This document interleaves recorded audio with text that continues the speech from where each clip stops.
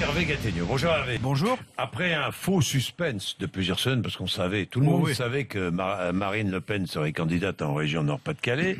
Elle a donc annoncé sa candidature officiellement, votre parti pris. Elle fait le mauvais choix.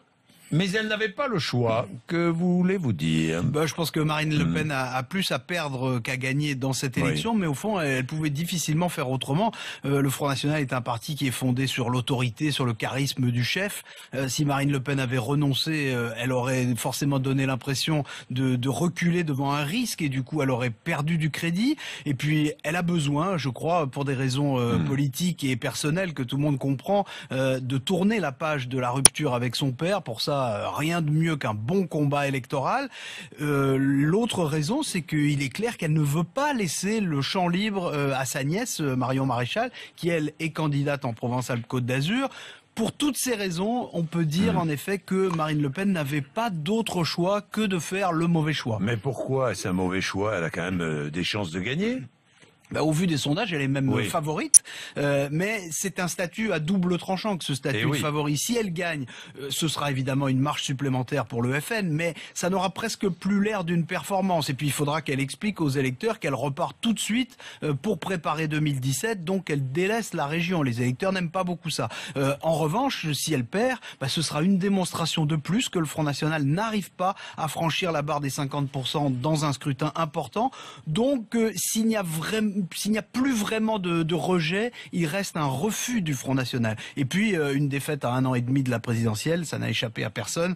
C'est le contraire d'une rampe de lancement. Disons que ça ressemble plutôt à une mauvaise pente. Est-ce que Marine Le Pen est toujours dans une dynamique positive? Les sondages la placent en tête. Oui, alors les sondages nationaux ne disent pas tout à fait la même chose que les sondages régionaux.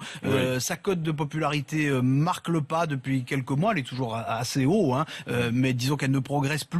Dans les dernières partielles, le Front National est souvent en recul. On peut penser que la déchirure familiale des Le Pen et les désordres qui ont suivi ont un peu troublé l'électorat du Front National. Cela dit, il faut dire les choses. Une partie de l'actualité sert objectivement le Front National. Les attentats, l'islamisme, ce qu'on voit sur l'immigration massive en Méditerranée, sur tous ces sujets, le discours du Front National est tellement démagogique qu'il marque des points dans l'opinion.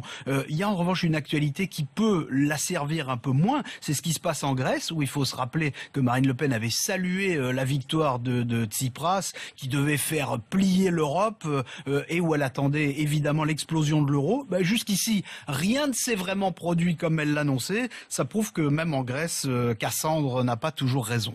Est-ce que Martine Aubry ne va pas prendre la tête du PS pour se présenter? C'est une rumeur qui court. C'est un scénario qui est évoqué. Crédible. Il semble que les dirigeants socialistes le lui aient demandé. Pour l'instant, ça reste vraiment de la fiction. Pourtant, si on y réfléchit bien, la situation de Martine Aubry, c'est un peu l'inverse de celle de Marine Le Pen. Elle aurait plus à gagner qu'à perdre dans cette bataille. Le PS a perdu énormément de terrain dans cette région Nord-Pas-de-Calais-Picardie. Martine Aubry elle-même a perdu la Fédération du Nord, qui était un bastion historique. Et en renonçant à aller au congrès du PS sous ses propres couleurs, elle s'est mise non pas en réserve, mais plutôt au placard. L'arrivée de Marine Le Pen serait l'occasion idéale d'en sortir, exactement comme Xavier Bertrand, lui, a sauté sur cette occasion pour faire une campagne à dimension nationale. Si Martine Aubry ne saisit pas cette occasion, c'est qu'elle est prête à laisser passer le Front National plutôt que de risquer un affront régional. C'est ce qui s'appelle se dégonfler. Bien, les filles de l'ogre, c'est l'article que vous publiez dans Vanity Fair. Enfin, c'est Claude Ascolovic. Oui, sur les relations entre Jean-Marie Le Pen et ses filles. Oui, c'est une enquête formidable qui montre que tous les problèmes familiaux d'aujourd'hui et politiques d'aujourd'hui au Front National puisent leurs racines dans de très vieilles histoires familiales. C'est un article absolument passionnant. Eh bien, merci Hervé Gattegno.